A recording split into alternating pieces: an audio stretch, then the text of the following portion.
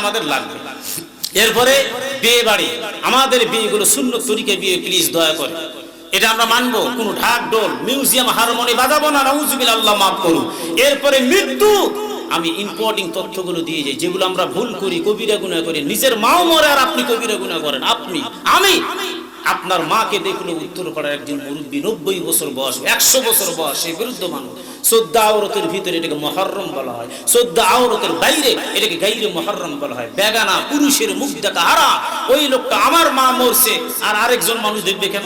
ও তো সম্পর্ক মামাতো ভাই, সম্পর্ক চাচাতো ভাই, ও তো আমার মায়ের মুহররম না, ও কেন দেখবে? এটা হারাম। জোরে কোন নাউজুবিল্লাহ। আপনার বাপ মরে গেল, অন্য বুড়ি একজন 80 বছর বয়োজ্যেষ্ঠ বুড়ি, বা তোর বাপ ভালো মানুষ আসলো, বা মুখে এক নজর দেখা, বা মুই দেখুম, বা তোর বাপ খুব মুই ভালোবাসতো, এরকম বলে না? না বলে?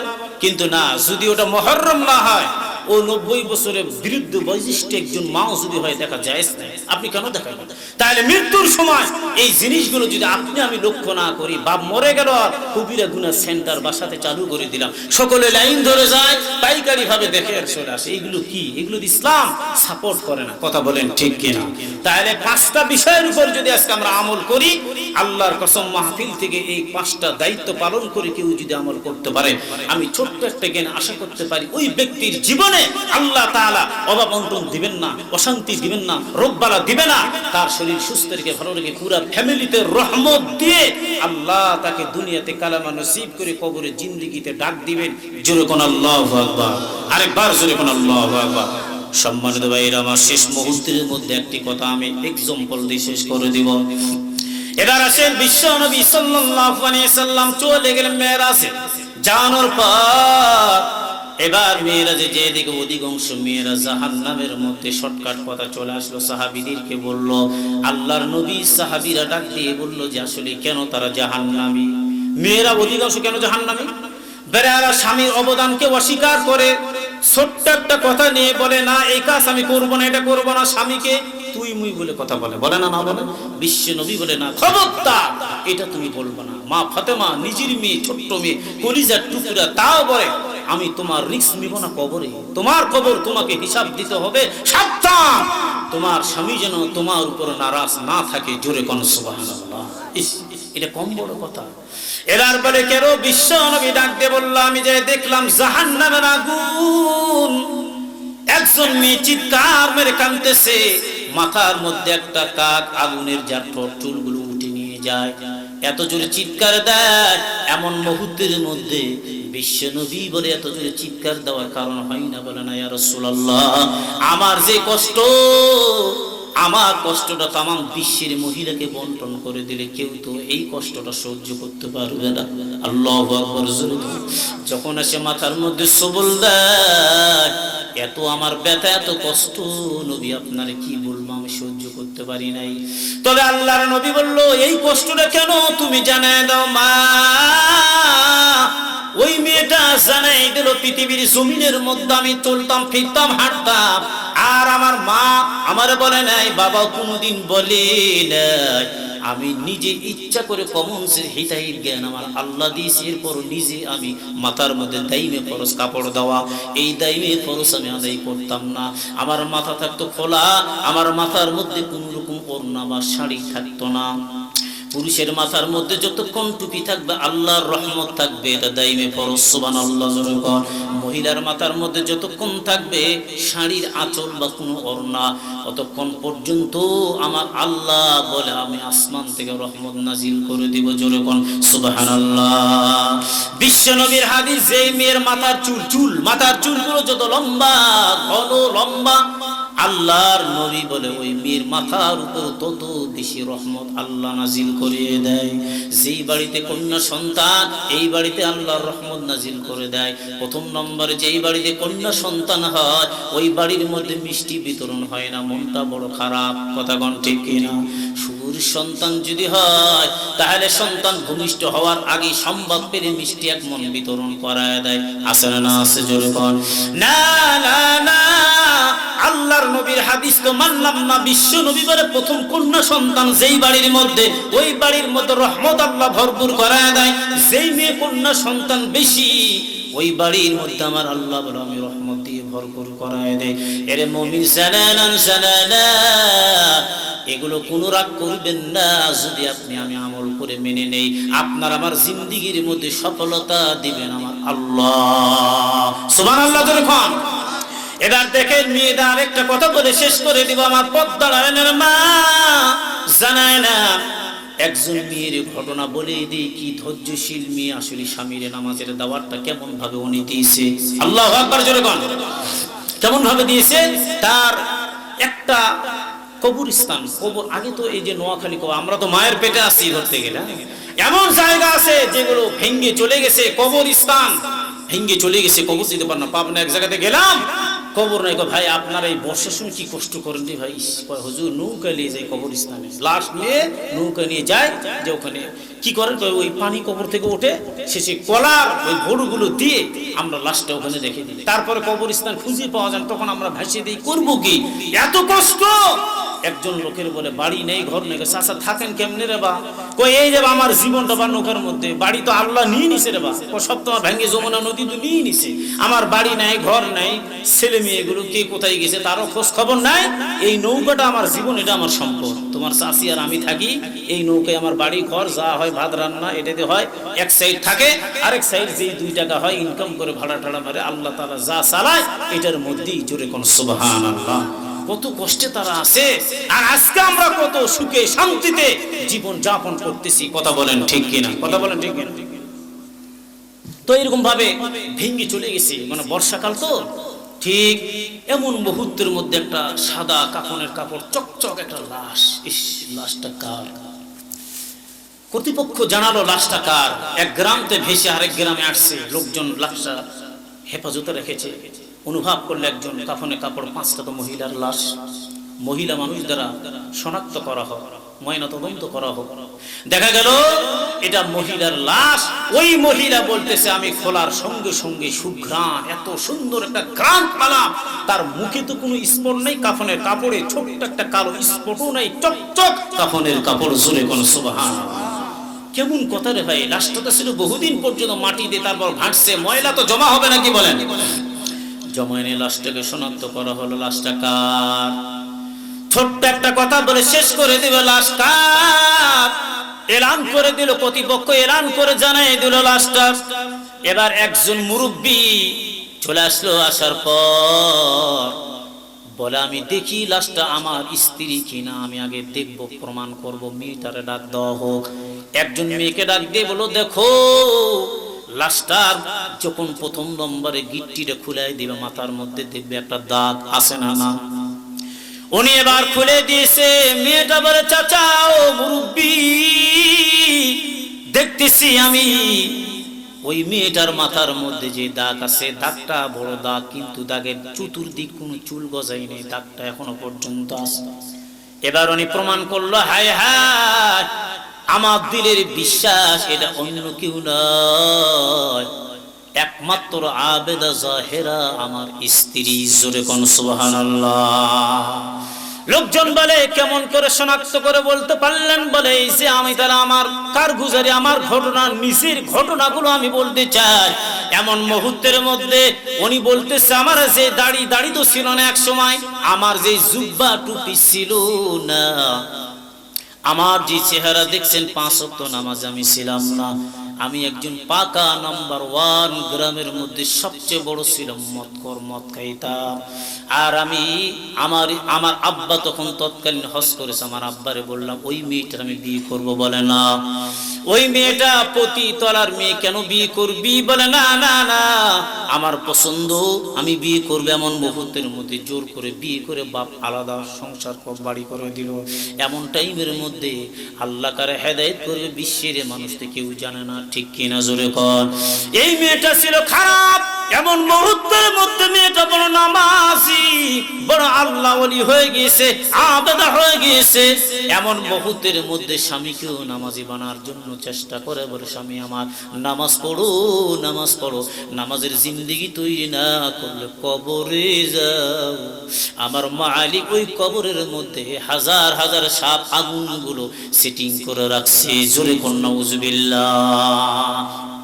এরপরে এবার বলে, না, আমাকে তুমি নামাজে দাওয়াত দিবে না, তুমি জানো না আমি নেশা করি, মদ খাই, আমি সিগারেট খাই, তুমি কেন আমার না, তুমি অন্য লোকের নামাজি দাও, তুমি তো খারাপ ছিল, আমি তো ভালো হয়েছি।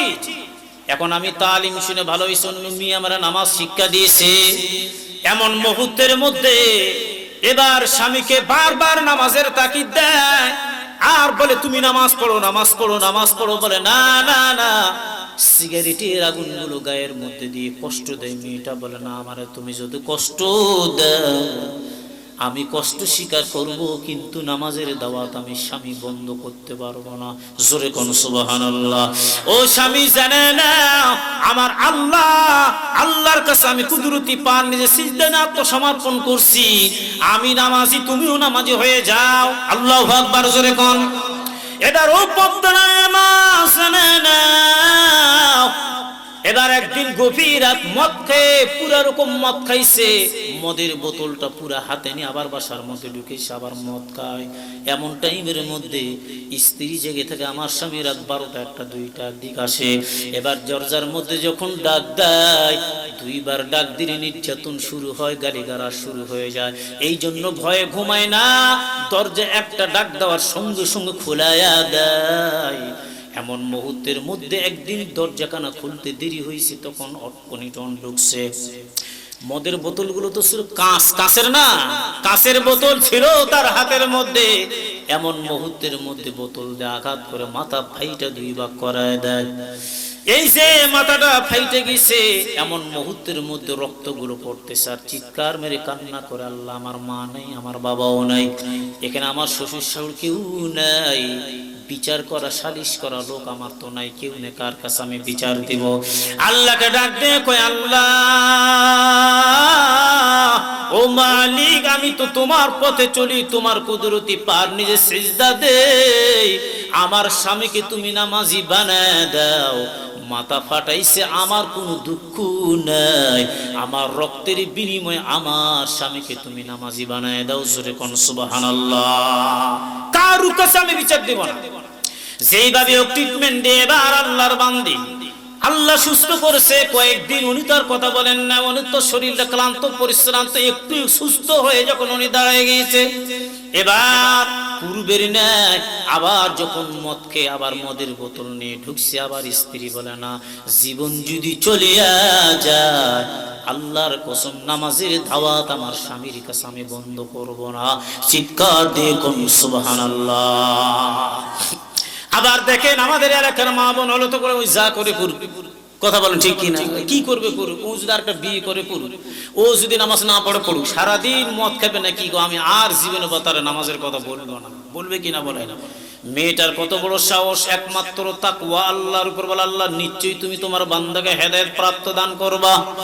এবার দেখো মাথা ব্যান্ডেজ করা অবস্থায় এমন মুহূর্তের মধ্যে সাহস নিয়ে আবার ডাক দিয়ে বলে, স্বামী আমার ইশারা নামাজ কি পড়ছেন? বলে না। এই নামাজের কথা বলতে গিয়ে তোমার মাথা ফেটে তাজা রক্ত জমিনে পড়ছে, আবার কি তুমি বলো? বলে হ্যাঁ, আমার জীবন যদি চলিয়া যায় এরপরে নামাজের দাওয়াত আমি বন্ধ করব না। কিছুই বলল না। এমন মুহূর্তের মধ্যে উনি ঘুমে গেল। স্ত্রী বলে না, আমি একটা প্রসেস চেঞ্জ করব, দেখি তো আল্লাহ কি না করতে পারে। রাখে আল্লাহ, মারে কে মারে আল্লাহ, রাখে কে? আল্লাহু আকবার, জোরে কর। স্বামীর পার্শ্বের নিচে স্বামী ঘুমা যায়। এমন মুহূর্তের মধ্যে মাথার উপর যায় নামাজটা বিছায় দেয়। আল্লাহু আকবার, জোরে কর। নামাজ পড়তেছে এমন মুহূর্তের মধ্যে রাত যখন গভীর হয়, বলে আল্লাহ রাত যত গভীর হয় তোমার রহমতের অফিসের দরজাগুলো খুলে যায়, 7টা আসমান, নিচে আসমান আমার মাওলা আসে আর বলে, বান্দা ও বান্দি চাও, তুমি যা চাইবা আমি আল্লাহ দেওয়ার জন্য নিচে প্রস্তুত আছি। জোরে কোন সুবহানাল্লাহ। এই গভীর রাত্রে দোয়া কবুল হয়, নিস্তব্ধ, মানুষের জবানগুলো বন্ধ, পাখির সাউন্ডটা বন্ধ। এমন মুহূর্তের মধ্যে হাত উঠে কান্না করে, আল্লাহ তুমি আমার স্বামীকে নামাজি বানা দাও। হঠাৎ করে ঘুমটা ভেঙ্গে তাকায় দেখে স্ত্রী চোখ দিয়ে টপ টপ করে পানি পড়তেছে আর বলে, আল্লাহ আমার স্বামীকে তুমি জান্নাত নসিব করায় দেন। আমি চাই আমি এক জান্নাতে থাকবো, মতখোর স্বামী থাকবে জাহান্নামে। আল্লাহ হতে পারে না। ইয়া আল্লাহ আমি চাই তাদের হেদায়েত দান করে 2 জন স্বামী স্ত্রী এক জান্নাতের মেহমান বানায় দিবা। আল্লাহু আকবার, জোরে কর। ঘুমটা ভেঙে গেছে, আস্তে করে যখন মুডটা নরম হয়ে গিয়েছে, বিছনার মধ্যে বসে থেকে আমার ভালোর জন্য আমার স্ত্রী দোয়া করতেছে, ও আল্লাহ জীবনে কত পাপ করছে মালিক, আর কোনোদিন আমি পাপ করব না। স্ত্রীকে ডাক দিয়ে বলে, দাঁড়াও, আর কান্না করা লাগবে না, জীবনের শেষ কান্না আমি মনে করি তুমি কাঁদছো, তোমার এত কান্না আমি আর সহ্য করতে পারি না, তোমার হাতের মধ্যে হাত দিয়ে ওয়াদা করলাম জীবন আর কোনোদিন আমি মদ খাইব না। জোরে কোন মারহাবা। এখন তুমি বলো আমাকে করণীয় কি? আমি তো কিছুই জানি না। দোয়া কারাম বলে, তুমি না পাক, মদ খেয়ে ঘুমাইছো, বলে হ্যাঁ, এই অবস্থায় নাপাক অবস্থায় যদি তুমি মারা যাও, এমন মুহূর্তের মধ্যে জাহান্নামের আসামি তুমি হয়ে যাইবা। ও স্বামী তুমি যাও, তাড়াতাড়ি উজু করো, গোসল করে উজু করে তুমি চলে আসো। তাড়াতাড়ি গোসল করছে, উজু করে আসছে, যাই নামাজ বিছায় দেয়। এবার স্ত্রী ডাক দিয়ে বলে, আল্লাহ ও মালিক, আমার স্বামীকে নৈতিক দায়িত্ব আমার উপর ছিল, আমার স্বামীকে আমি নিয়ে আসছি যাই নামাজ পর্যন্ত, আর আমার করার কিছুই নাই। জীবনে বহু নির্যাতন, জুলুম, অন্যায়, অবিচার আমার উপর করেছে রে মাওলা। আল্লাহ এখন আমার স্বামী সুন্দরভাবে যায় নামাজের মধ্যে গোসল করে উজু করে পা দিয়েছে, বাকিটা জিম্মাদারি আপনার হাতে ছেড়ে দিলাম। এখন স্বামী নিয়ত করে 2 রাকাত নামাজ পড়ায় নেয়। 2 রাকাত নামাজ পড়ে দুইজন দোয়া করে, আল্লাহ আমার স্বামীকে তুমি হেদায়েত দান করে দান, নামাজি বানায় দেন, ইমানদার মুত্তাকিন বানায় দাও, পুরা ফ্যামিলিতে শান্তি দিয়ে দাও, স্বামী স্ত্রী মিল মহব্বত দিয়ে দাও। এবার যখন দোয়া করে মুনাজাত কমপ্লিট করানোর পর আল্লাহ পাক আমাকে হেদায়েত দান করছে, সেই দিন আমি দাঁড়িয়ে রাখলাম, আমি জুব্বা গায়ে দিয়েছি, টুপি পরেছি, পাঞ্জাবি পরেছি, আর আমার স্ত্রী বড় নামাজি। এমন মুহূর্তের মধ্যে এত আঘাত করার পরে যখন নামাজ ছাড়লো না, আমি জানি এমন একজন ইমানদার মুত্তাকিন পরেশগার, উনি যখন মারা যায়, কবরটা ভেঙে চলে গিয়েছে, লাশ তো খুঁজে পাওয়া যায় না। এমন মুহূর্তের মধ্যে একজন ইমানদারের লাশ, আমার আল্লাহ বলে 40,000 বছর পর্যন্ত তার লাশ পৌঁছবে না, গলবে না। জোরে কোন সুবহানাল্লাহ, আরেকবার জোরে কোন সুবহানাল্লাহ। তাহলে আমি বলতে চাই, ইমানদার দরকার আছে না না আছে? জোরে কোন। এক মুহূর্তের মধ্যে ইমানদার বাসার মধ্যে তৈরি করি, নামাজি বাসার মধ্যে তৈরি করে আপনি আমি ফ্যামিলিটা নামাজি হয়ে যায়। যদি নামাজি হও, এই নামাজের মাধ্যম দিয়ে আমার আল্লাহ শান্তি দান করে দিবে। জোরে কোন সুবহানাল্লাহ, আরেকবার জোরে কোন সুবহানাল্লাহ। তাহলে শান্তির মালিক কে? টাকা পয়সা, খোদার কসম টাকা পয়সা আপনাকে শান্তি দিতে পারে না। ভোগ বিলাসী বিলাসীতেই শান্তি আপনার নাই। শান্তির মালিক একমাত্র আল্লাহ। কথা বলেন ঠিক কিনা? ভোগ বিলাসে শান্তি নাহি হয়,